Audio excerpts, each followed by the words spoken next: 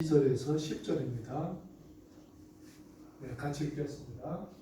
여호수아가 여리고에서 사람을 베델 동쪽 벳아웬 곁에 있는 아이로 보내며 그들에게 말하여 이르되 올라가서 그 땅을 정탐하라 하니 그 사람들이 올라가서 아이를 정탐하고 여호수아에게로 돌아와 그에게 이르되 백성을 다 올라가게 하지 말고 2-3천명만 올라가서 아이를 치게 하소서. 그들은 소수이니 모든 백성을 그리로 보내어 수고하게 하지 마소서 하므로 백성 중 3,000명쯤 그리로 올라갔다가 아이 사람 앞에서 도망하니 아이 사람이 그들을 30명쯤 채워 죽이고 성문 앞에서부터 수아리까지 쫓아가 내려가는 빗가에서 쳤으므로 백성의 마음이 녹아 물같이 되더라.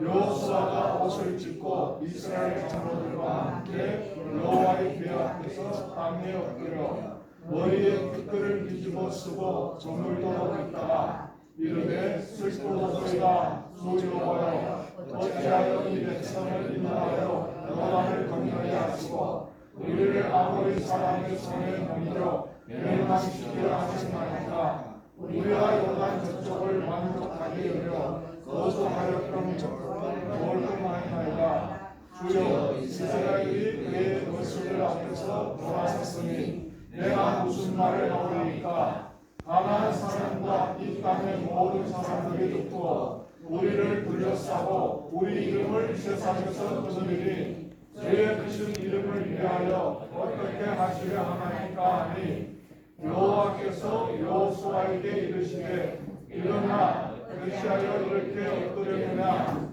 아멘.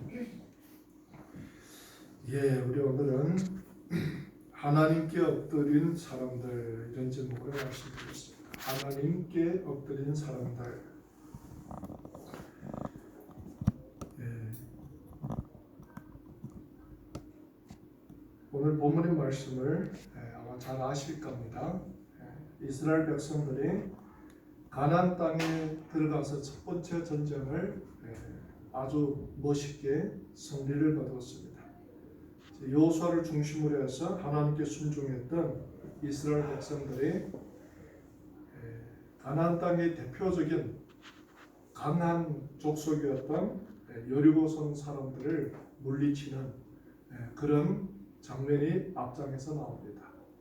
하나님께서 아주 특별한 방식으로 이스라엘 백성들을 부르시고 또 이스라엘 백성들을 통하여서 하나님이 그들과 함께 하심을 보여주십니다. 근데 누구도 생각지 못했던 전쟁이었습니다. 여리고성은 가나안 땅에도 난공불락의 성이었습니다. 여리고성을 허문다는 것은 인간 힘으로는 도저히 불가능했던 전쟁이었습니다. 근데 하나님께서 여호수아를 통해서 이스라엘 백성들에게 이 전쟁을 어떻게 해야 되는지에 대해서 가르쳐 줍니다. 월요일부터 토요일까지는 하루에 한 번씩 그 성을 여리고성을 돌게 하고 마지막 7째 날에 7번 돌고 소리를 외치라고 했습니다. 그래서 이스라엘 백성들이 그 말에 순종해가지고 매일 여리고성을 한 곱해씩 돌고 제일 마지막 날에 7번을 돌고서 소리를 치니까 여리고성이 안에서부터 밖으로 허물어졌다 이렇게 나옵니다. 그래서 엄청난 승리를 거두었습니다. 이스라엘 백성들이 전쟁을 얼마나 잘했느냐를 지금 보여주는 것이 아니라 하나님께서 지금 이스라엘 백성들을 통하여서 어떻게 일을 하셨느냐를 여리고성 전쟁을 통하여서 보여주셨던 겁니다. 여러분도 우리는 다 행복하기를 원하죠. 그런데 행복보다는 우리 인생에 실패를 맞이할 때가 참 많은 것 같습니다. 요즘은 아마 더한 것 같고 요즘 경제적으로 어려운 이 시기 속에서 또 여러분들 정말 우리가 정상적으로 지금까지 이루어왔던 일들이 여러 가지 많은 어려움을 봉착하면서 인생의 많은 쓴맛들을 보고 있습니다. 그런데 하나님이 우리에게 이 세상을 살아가면서 주는 복을 받는 두 가지 요소를 줬습니다. 첫 번째는 우리가 이 세상에서 살아가는 우리의 방식이 있습니다. 공부를 많이 한다거나 빽이 있다거나 능력이 있다거나 인간 관계가 있다거나 다른 사람들보다 어떤 특별한 전문성을 가지고 있다거나 그걸 가지고 우리가 원하는 것을 우리가 우리의 방법으로 이루어가는 그런 방법이 있습니다. 근데 인간이 절대적인 존재가 아니다 보니까 항상 한계를 느끼게 되고 인간의 방식으로 인간이 소원하는 모든 것을 이룰 수 있는 능력이 없습니다. 그래서 실망하고 넘어지고 상처받고 갈등을 할 때가 얼마나 많은지 모릅니다. 근데 두 번째 방법이 있습니다. 두 번째 방법은 뭐냐? 하나님이 복을 주시는 인생이 있다는 겁니다. 우리는 어쩌면 하나님이 복 주시는 인생들입니다. 그런데 우리는 하나님이 복을 주시는 인생이라고 말하면서도 여전히 하나님을 안 믿는 인생들과 똑같이 인생 실패하고 넘어지고 상처받고 고통을 받으며 살아가고 있다는 겁니다. 그러면 문제가 뭐냐는 겁니다. 오늘 하나님이 우리에게 복 주기를 원하셔서 우리를 부르셨는데 우리 인생은 여전히 이 세상에서 고달프고 힘들고 실패하고 갈등과 상처로 가득 쌓여져 있는데 오늘 이 말씀을 통해서 우리가 우리 자신을 돌아보면서 우리 인생의 문제가 뭐냐 한번 살펴보는 그런 시간이 되시기를 주 이름으로 부탁드립니다. 그러면 승승장구로 정말 기세가 하늘을 찔렀던 이스라엘 백성들이 두 번째 전쟁이었던 아이손 전쟁에서 대패를 하고 완전히 이스라엘 백성들이 하나님 앞에 무릎을 꿇었습니다. 하나님 여기까지 우리를 이끌어 오셔가지고 우리를 왜 이렇게 고통스럽게 만듭니까? 그럴 바하고는 하나님 우리를 여기까지 인도하지 마시고 요단강 저쪽 편에서 우리가 살 수 있게끔 해 두셨으면은 우리가 백만이 살 수 있었겠는데 여기까지 이끌어와가지고 우리를 이 가난한 사람들 손에 주검이 되게 하십니까? 그러면서 하나님 앞에 옷을 찢고 주님 앞에 무릎 꿇었다 그랬죠. 그게 이제 6절에 나옵니다. 여호수아가 옷을 찢고 이스라엘 장로들과 함께 여호와의 궤 앞에서 땅에 엎드려 머리에 티끌을 무릅쓰고 저물도록 있다가 언제부터 무릎을 꿇었는지는 모르겠지만 여하튼 정말 해가 질 때까지 하나님 앞에 무릎 꿇고 기도를 했습니다. 하나님 이 백성들을 이대로 버려두겠습니까? 그러니까 저물도록 기도를 했다. 얼마나 길게 기도를 했다는 지금 말하는 게 아니라 하나님이 응답이 올 때까지 무릎 꿇고 하나님 앞에 기도했다는 겁니다. 하나님 우리를 이대로 버려두면 우리 인생이 끝이 납니다. 하나님 우리를 이대로 버려두면 우리는 이 가나안 땅 전쟁을 어떻게 해야 됩니까? 두려웠던 겁니다. 어떠세요 여러분들은? 여러분들은 이 세상을 살만한 여러분들 스스로의 어떤 용기가 있어요. 무식한 용기는 있는지는 모르겠지만 정말 우리의 용기의 근원이 어디에서 시작되는지를 정말 돌이켜 봐야 됩니다. 만약 그것이 하나님으로부터 시작이 됐다면 감사한 일이지만은 하나님으로부터 시작되지 않은 나만의 용기 또 이 세상에서 내가 무언가를 의지하는 세상적인 용기라면 어느 날인가 허물어집니다.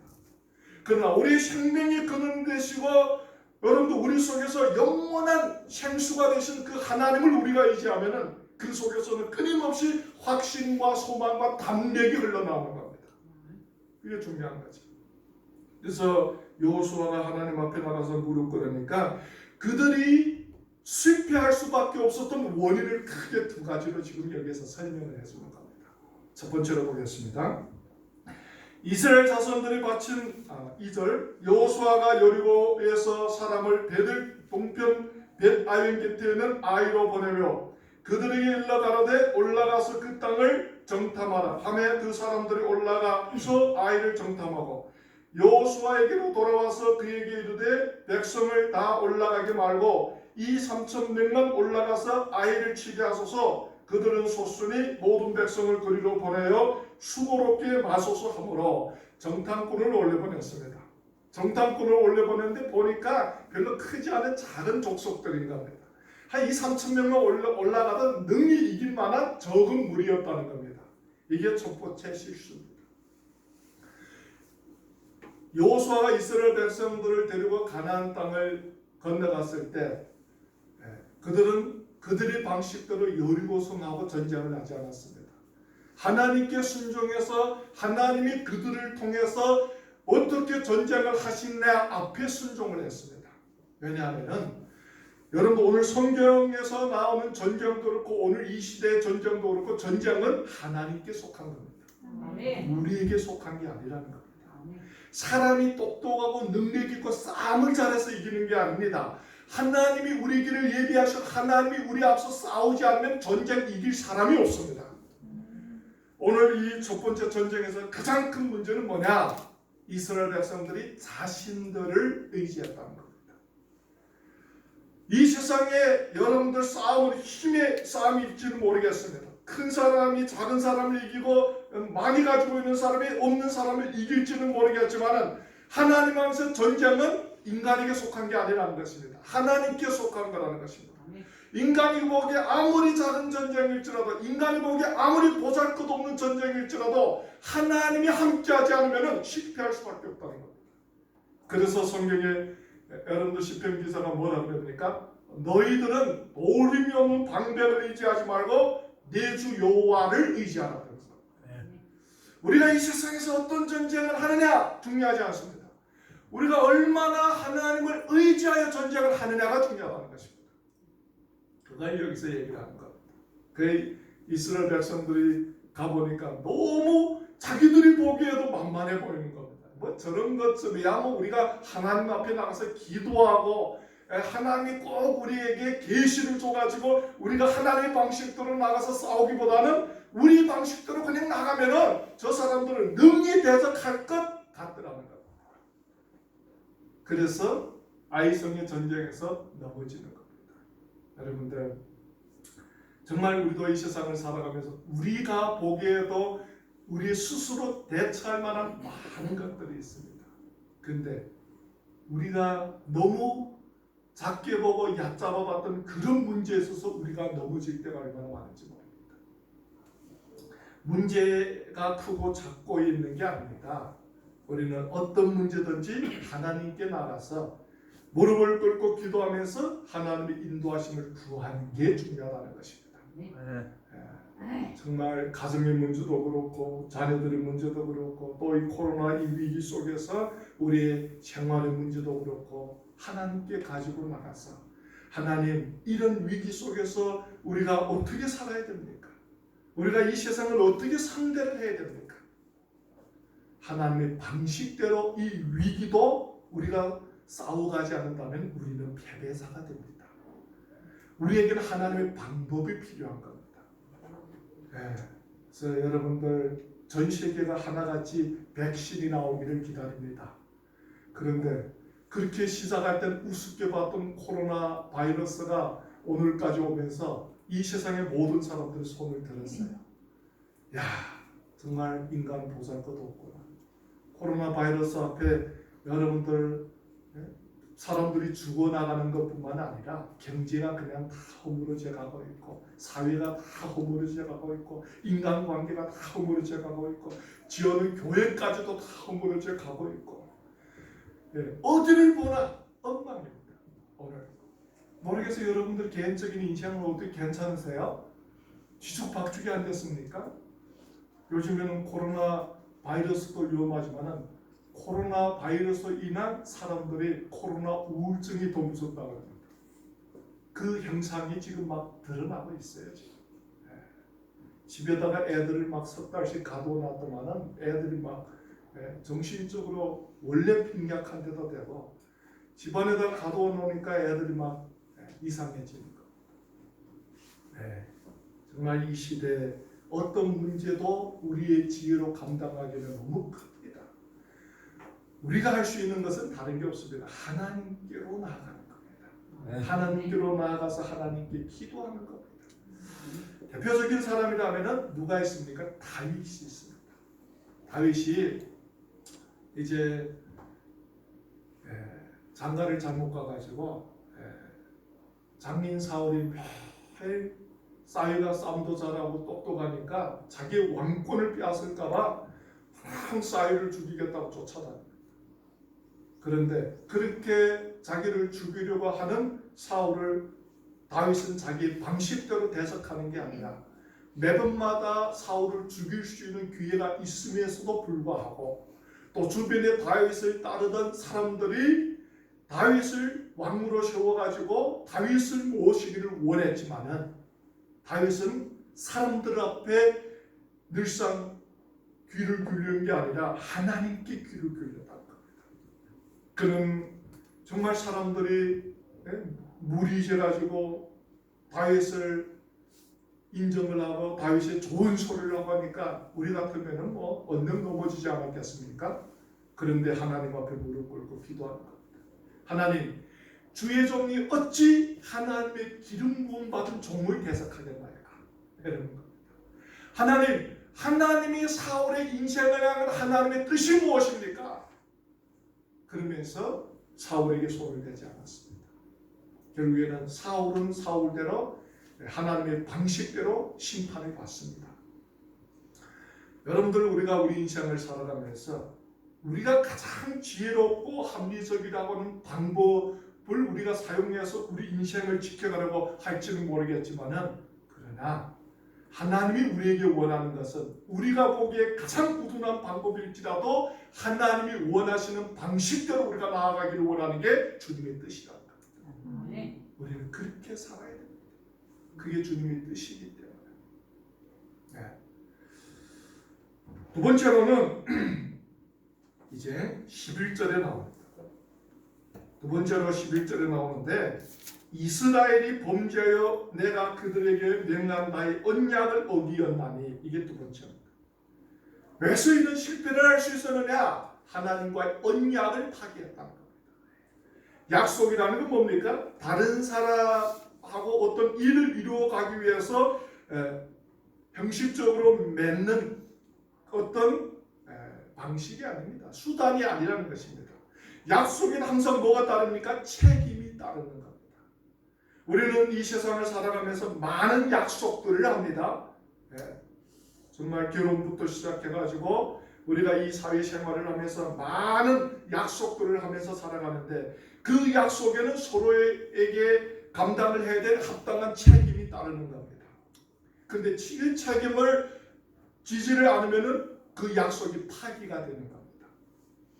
하나님이 이스라엘 백성들을 가나안 땅에 보내면서 저 여리고 성이 함락된 다음에 그 여리고 성에는 모든 것을 하나님 앞에 바치라고 했습니다.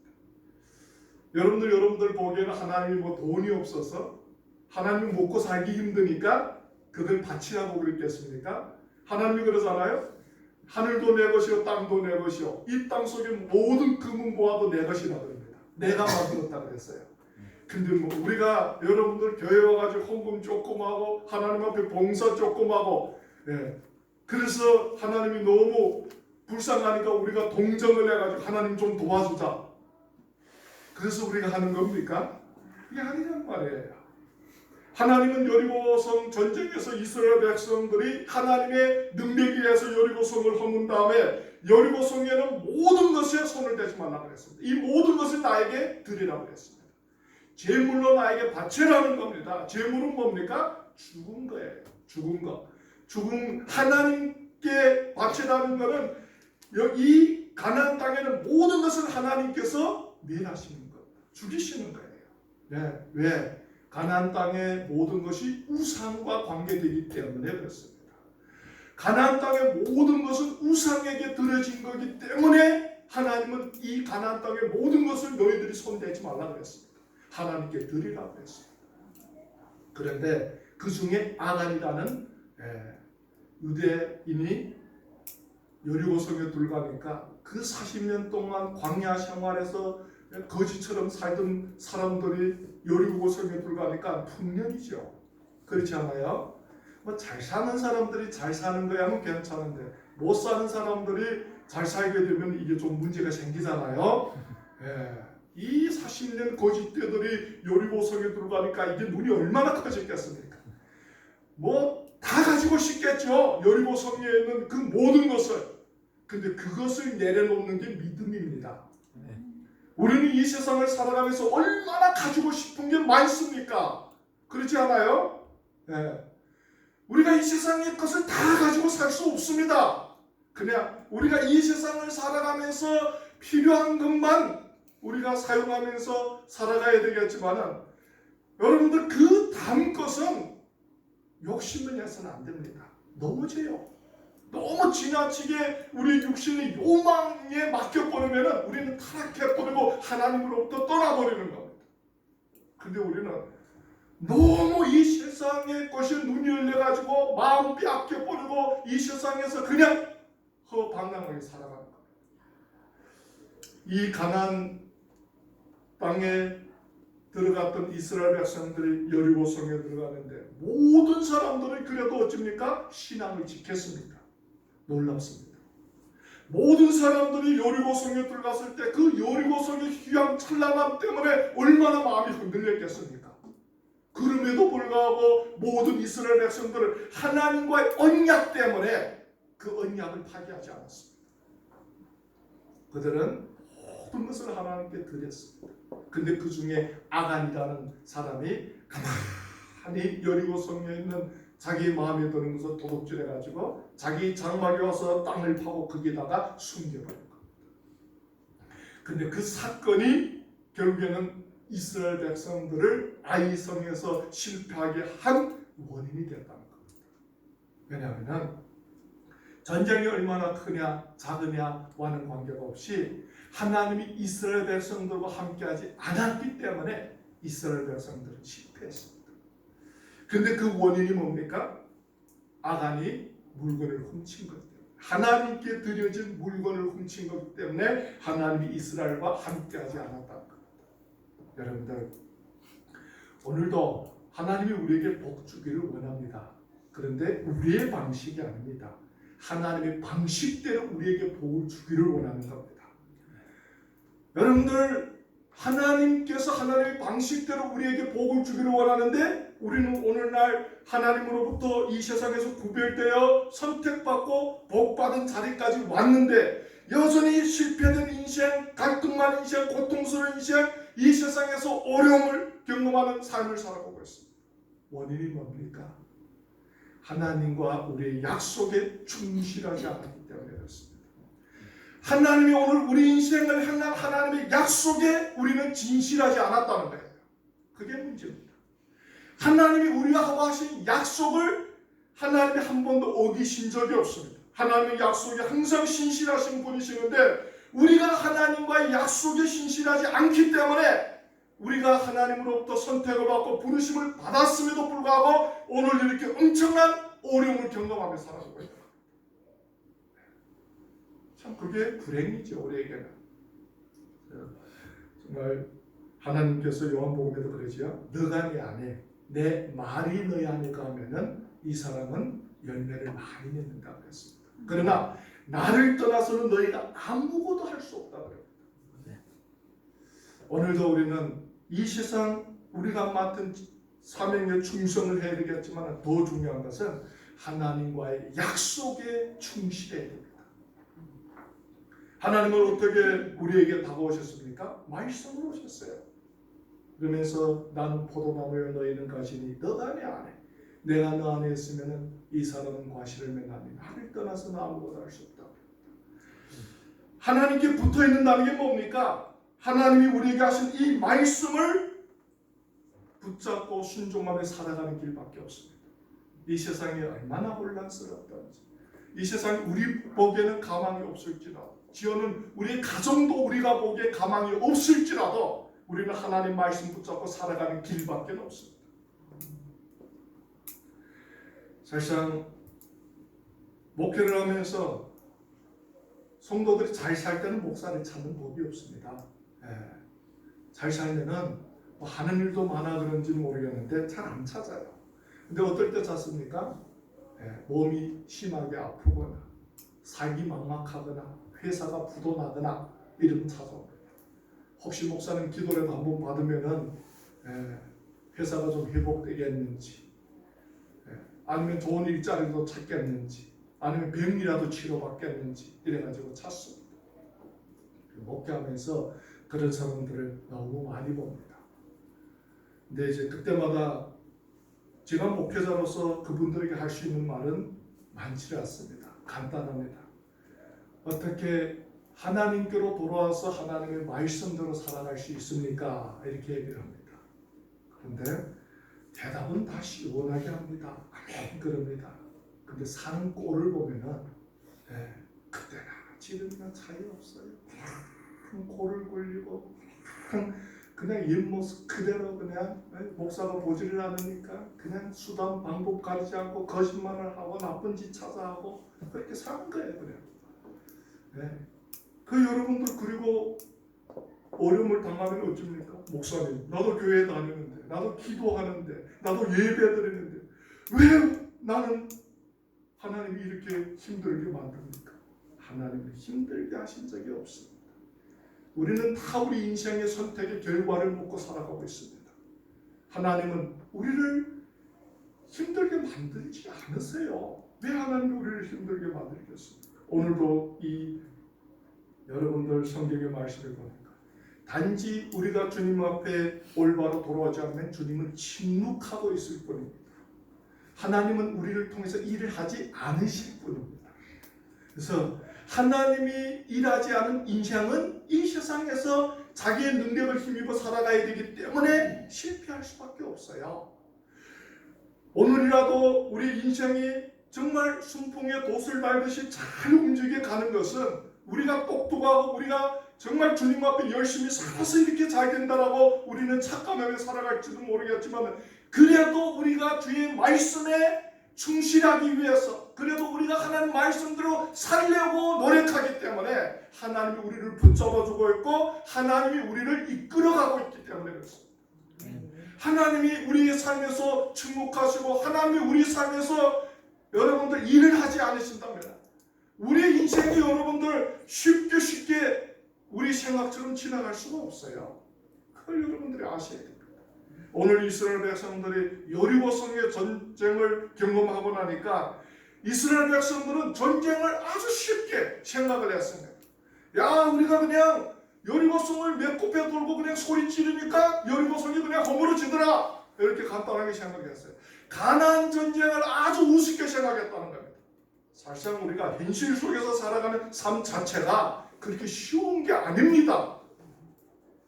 그래도 여러분들 이 위기와 어려움 속에서 하나님이 우리를 붙잡아주고 있기 때문에 그래도 하나님이 우리 인생을 끌고 가고 있기 때문에 하나님이 우리 앞에 있는 어려움을 하나님이 물리쳐주고 있기 때문에 우리가 여기까지 왔는데 여러분들 이제 와가지고 우리가 우리의 힘으로 이 세상을 살아가는 것처럼 착각하고 우리가 우리의 능력으로 우리 인생을 만들어가는 것처럼 교만한다면 우리는 또다시 하나님 없는 인생의 슬픔을 맛보며 살아갈 수밖에 없습니다. 여러분들 이스라엘 백성들 뭐가 뭔지 몰랐어요. 여리고성에서 큰 승리를 이루고 나서 여러분들 아이성의 전쟁에서 대패하고 나니까 모든 이스라엘 백성들이 두려움에 떨고 있었어요. 그래서 리더였던 여호수아부터 각 지파의 장로들이 복귀 앞에 옷을 찢고 무릎 꿇고 하나님 앞에 부르짖은 거예요. 하나님, 우리는 어떻게 해야 될까? 요 조그마한 아이성 전쟁에서도 이렇게 엄청난 우리가 대가를 치렀는데 이 가나안 땅 이 큰 전쟁에서 우리가 앞으로 어떻게 가야 됩니까? 얼마나 고민했겠습니까? 그렇지 않아요, 여러분들? 그래서 여호와께서 말씀을 하니까 12절에 이렇게 나옵니다.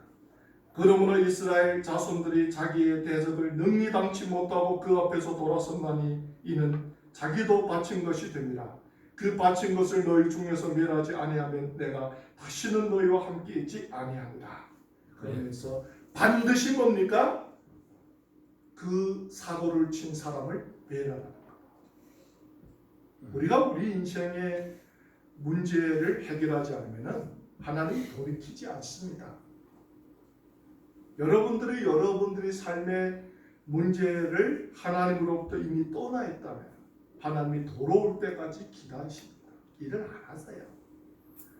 아우 나는 내 멋대로 살아도 인생만 잘 되더라. 예, 가보세요. 어디까지 가는가 한번.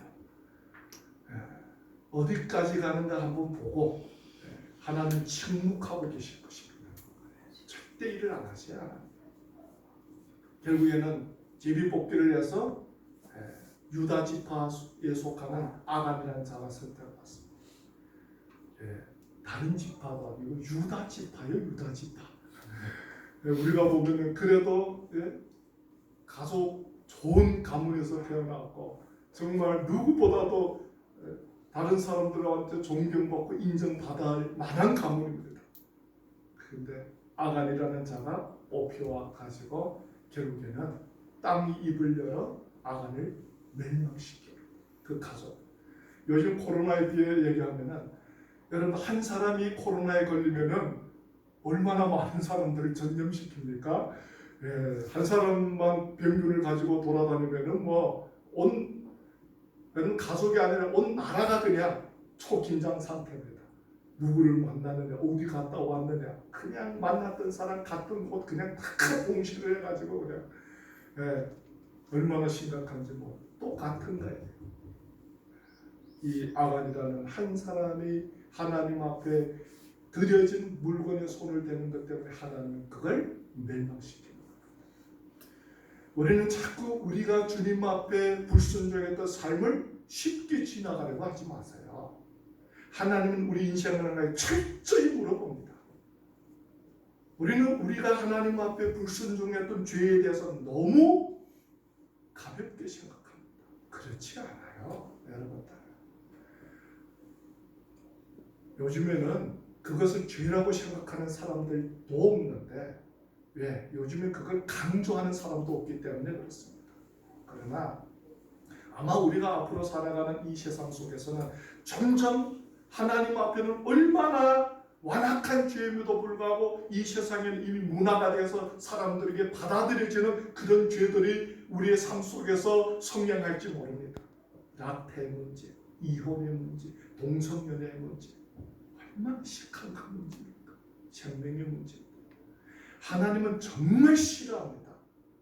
애통하고 회개하면서 주님 앞에 돌아와도 하나님이 받아들일까 말까 하는데 우리는 대수롭지 않게 생각합니다.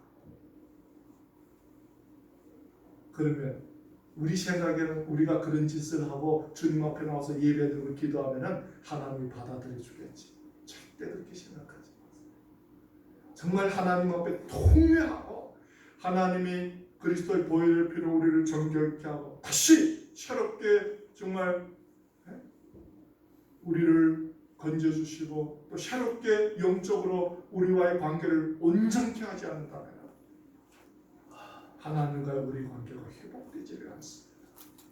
요즘 이 시대에 많은 사람들이 왜 우리가 가서 예수 믿었을 때는 하나님이 기도도 응답 잘하고 역사도 많이 일어나는데 요즘에는 왜 한국교회 두루 살펴보아도 60년대 후반 또 70년대 초반 때 기도만 해도 그냥 집사가 기도만 해도 앓는 자가 낫고 문제가 해결이 되는데 요즘에는 그렇게 몇천 명 목회하는 목사가 기도를 해도 아무 역사도 없느냐 이런 이야기를 많이 합니다. 왜? 하나님이 오늘 왜 교회를 통해서 믿음의 사람을 통해서 일을 하지 않은 것 말입니다. 이미 죄가 우리 가운데 올 때까지 왔고 우리는 여러분들 죄됨을 이미 받아들이기 시작했고 그게 우리 일상생활의 문화가 되었기 때문에 그렇습니다. 우리는 그런 부분들을 말씀으로 우리의 삶을 비춰보면서 철저하게 해결을 해야 됩니다. 아니면은 하나님 일을 안 하십니다. 개인도 좋고 교회도 좋고 정말 하나님의 말씀으로 우리가 올바로 우리 삶을 비춰서 우리가 주님 앞에 불순종하고 온전히 행치 못했던 이 부분들을 통회하고 돌이키지 않는다면 주님이 침묵하십니다. 결국에는 그것 때문에 이스라엘 백성들은 우습게 생각했던 아이성 전쟁에서 대패하고 엄청난 대가를 치르게 됐던 겁니다. 오늘 여러분들의 인생은 잘 모르겠습니다.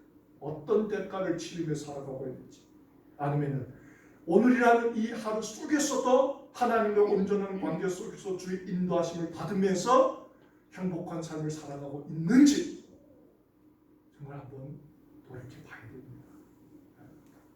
우리는 자꾸 코로나 얘기를 하는데 코로나가 문제가 아닙니다. 지금 우리 하나님 앞에 불순종했던 삶이 지금 문제입니다. 하나님이 정말 우리와 함께 한다면 다니엘의 새 친구가 분문불 속에서도 하나님이 함께 하듯이 이 코로나 속에서도 하나님 우리와 함께 합니다. 네. 문제는 코로나 때문에 우리 인생이 허물어지고 우리 인생이 어려워지는 게 아닙니다. 하나님과 멀어지고 죄 속에서 자신을 돌이키지 않은 우리의 삶이 지금 문제가 된 것이 이 코로나를 통해서 정말 우리가 우리 인생을 한번 돌이키면서 주님 앞에 무릎 꿇는 그런 삶이 되시기를 주의 이름으로 부탁드립니다. 네. 기도하겠습니다. 살아 역사하시는 참 좋으신 아버지 하나님, 우리는 정말